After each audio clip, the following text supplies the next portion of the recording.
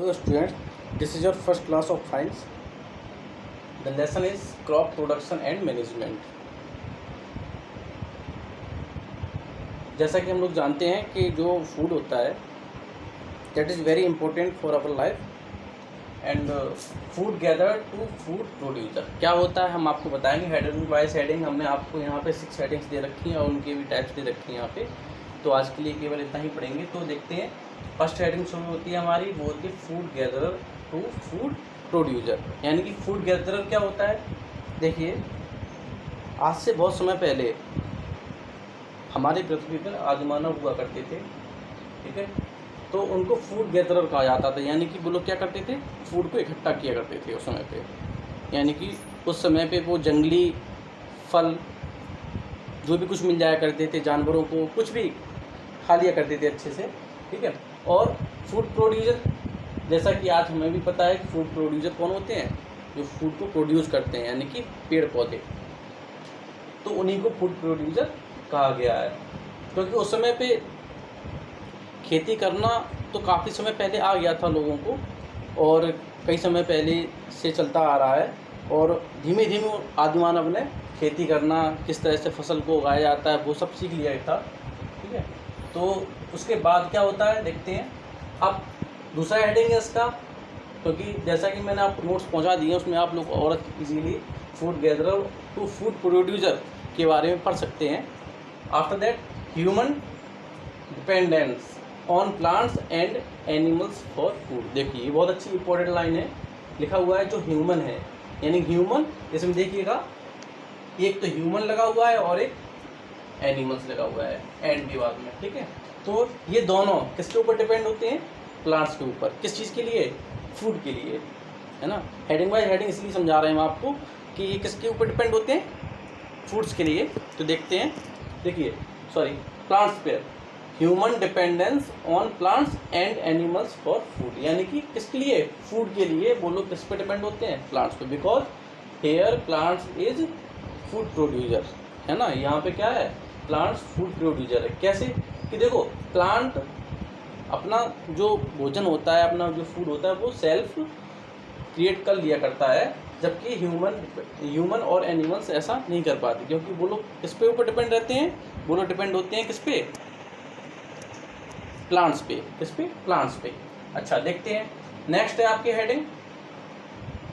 और कोई अगर आपको हेडिंग समझ में नहीं आ रही है तो आप लोग कमेंट करके हमसे बोल सकते हैं। अदरवाइज थर्ड है एग्रीकल्चर एंड एग्रीकल्चरल प्रैक्टिस।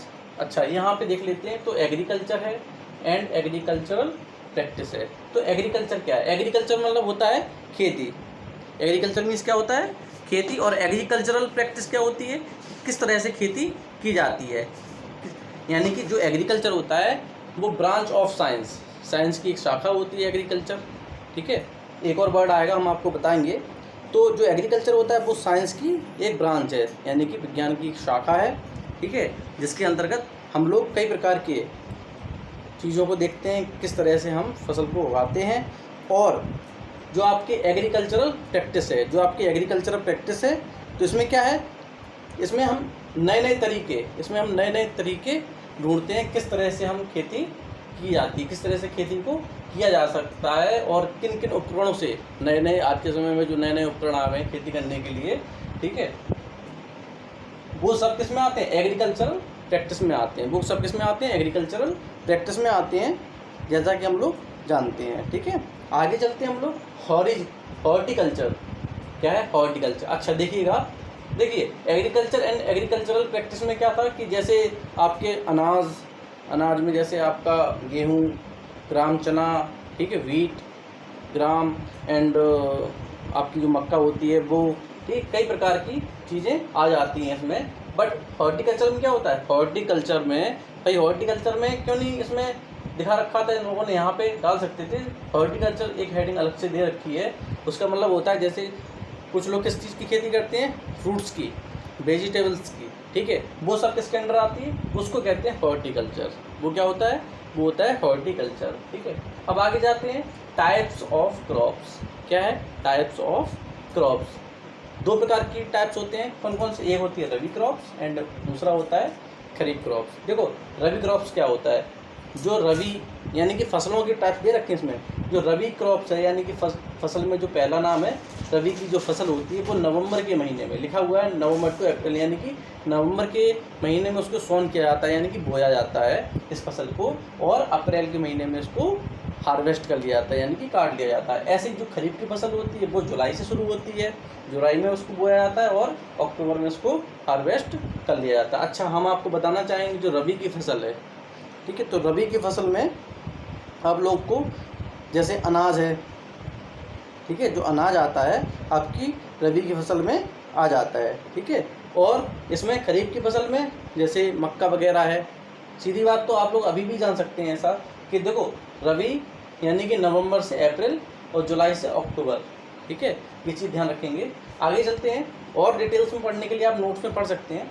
आगे चलते हैं steps in raising agricultural production, यानी कि किस तरह से, मतलब स्टेप का मतलब होता है किस तरह से हम अपनी फसलों का विकास कर सकते हैं, किस तरह से हम अपनी फसलों को आगे बढ़ा सकते हैं, मतलब क्या क्या कारण होते हैं और किस किस तरह से भाई जब कोई किसान होता है तो किस तरह से खेती करता है, वो हम आपको इसमें इस स्टेप में बताएं। तो स्टेप बाय स्टेप पहला स्टेप है क्या, इसी का 6 पॉइंट की जो हेडिंग लगी हुई है उसका पहला पॉइंट है प्रिपेयरिंग ऑफ सॉइल।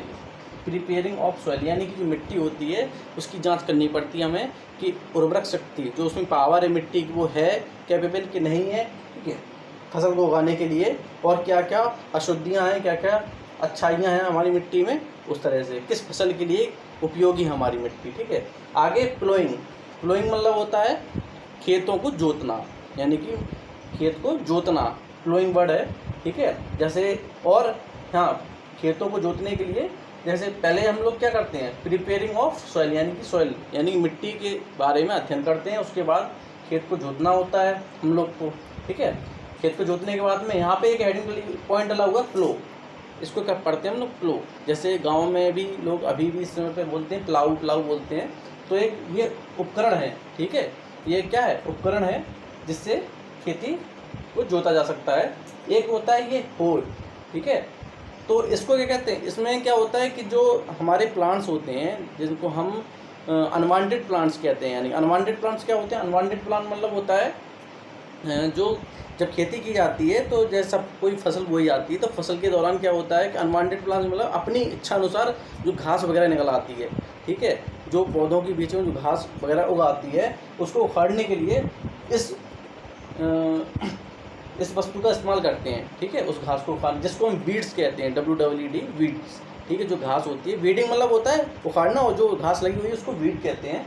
अच्छा, लेवलिंग तो आप समझ ही रहे होंगे, किसी खेत को लेवल करना, ठीक है। अभी भी जो उपकरण आते हैं उनको लेवलर कहते हैं, जो ट्रैक्टर में पीछे लगा के कर दिया जाता है, तो उसको लेवलिंग क्या कहते हैं, उसको लेवलिंग लेवल वर्ड लिखा हुआ है लेवल, तो लेवलर से लेवलिंग बना हुआ है। आगे चलते हैं, इसमें क्या लिखा हुआ, सोइंग, तो सो मतलब होता है किसी मतलब बीज को बोना, सोइंग मतलब होता है बीज को बोना। अच्छा, उसके बाद देखो बीज को बोने से पहले क्या करते हैं, सीड ट्रीटमेंट, सीड मतलब होता है बीज, और ट्रीटमेंट मतलब उसका ट्रीटमेंट किया जाता है। क्यों किया जाता है, क्योंकि देखो जब हम लोग बीज को बोते समय क्या होता है कि हमारी मिट्टी में वो छोटे छोटे माइक्रो ऑर्गेनिज्म होते हैं, कीटाणु होते हैं, मतलब छोटे छोटे जीव होते हैं। तो क्या होता है, वो जीव हमारे जो सीड है, हमारा जो बीज है उसको डायरेक्ट ख़राब ना कर दें, वो डायरेक्ट उनको बर्बाद ना करें। अगर वो ऐसा करते हैं तो हमारी जो फसल है वो नहीं उगेगी। तो उसके लिए हम लोग को क्या करना पड़ता है, इन सीड्स ट्रीटमेंट के लिए हम लोग को उस बीज को दवाइयाँ, एक केमिकल है, ठीक है, किसी भी 2-3 प्रकार के केमिकलों में उसको डिप किया जाता है उस बीज को, तब उसके बाद क्या करते हैं, छिड़काव करते हैं। अब आगे क्या दे रखा है यहाँ पे डला भी ये हुआ है पॉइंट 1 कि मेथड फॉर सोइंग, यानी कि बोने के क्या क्या मेथड है, यानी किस तरह से हम फसल को बोते हैं, बीज को किस तरह से बोते हैं। तो देखते हैं उसमें क्या दे रखा है। एक तो लिखा हुआ है ब्रॉडकास्टिंग में क्या होता है कि हाथों से, हैंड बाई हैंड, यानी हाथों से बीज को बोया जाता है, ठीक है। और दूसरा क्या होता है, seed drill sowing, seed drill कहते हैं, सीड ड्रिल मतलब होता है खोदना, ठीक है। तो देखो सीड ड्रिल कहते हैं, ड्रिलिंग मशीन, एक मशीन भी आती है ड्रिलिंग जो दीवारों में वगैरह छेद करती है, तो वो भी ड्रिल होता है। ऐसे क्या कहते हैं, सीड ड्रिल सोइंग मतलब होता है बोना। तो इसको साथ में कुछ लोग गाँव वाले बोल देते हैं सीड ड्रिल, जो मशीन होती है उपकरण होता है, तो सीड को ड्रिल करना, ठीक है, बोना, ठीक है। तो उसमें क्या होता है, जैसे मशीन से जब कोई भी बीज को बोया जाता है तो वो एक इंटरवल, एक फिक्स इंटरवल में उसको बोते हैं, मतलब एक निश्चित दूरी में बोता चला जाता है। आगे क्या दे रखा है, preparing the seed bed and care of the seedlings, यानी कि देखो preparing the seed bed and care of the seedlings. Seedling समझते हैं ना आप लोग, किस तरह से, देखो जैसे हमने बीज बो दिया अपना, ठीक है, बीज बो दिया तो उस बीज के दौरान क्या होता है कि हम हर चीज़ को देखते हैं कि कहीं वो ऐसा ना हो कोई माइक्रो ऑर्गेनिज्म है, कहीं ऐसा ना हो वो ख़राब कर दे उसको, ठीक है। इस दौरान हम लोग क्या करते हैं, इस दौरान हम लोग ये देखते हैं कि देखिए कुछ प्रकार की फसलें ऐसी होती हैं, जैसे वेजिटेबल मैंने बताया था, इसमें हॉर्टिकल्चर में वेजिटेबल होती हैं, फ्रूट्स वगैरह होते हैं, ठीक है, तो उनको डायरेक्टली हम लोग फील्ड में नहीं बोते हैं। तो उसके लिए ये करना पड़ता है कि पहले से ही हम अपने छोटे से फील्ड में उन बीज को उगाते हैं। तो उन बीज को उगाने के बाद में जब कोई छोटी छोटी फसल, हमारी छोटे छोटे घास वगैरह इतना बड़ा बड़ा हो जाता है, ठीक है, तो उसको हम एक कहते हैं नर्सरी बेड टाइप का बनाते हैं, जैसे नर्सरी में लगा देते हैं छोटे छोटे पौधों को। जैसे आप देखा होगा पैडी फील्ड कैसे कहते हैं, पैडी फील्ड में देखिएगा तो पैडी होता है मतलब धान का खेत, ठीक है। धान की खेती जब की जाती है तो उसके दौरान हम उसके बीज को एक नर्सरी में लगा देते हैं, पहले इकट्ठा कर देते हैं। तो इकट्ठे के दौरान क्या करते हैं, फिर उसको देखो यहाँ पे एक और वर्ड दे रखा है ट्रांसप्लांटिंग, यानी इसी से रिलेटेड है, ठीक है।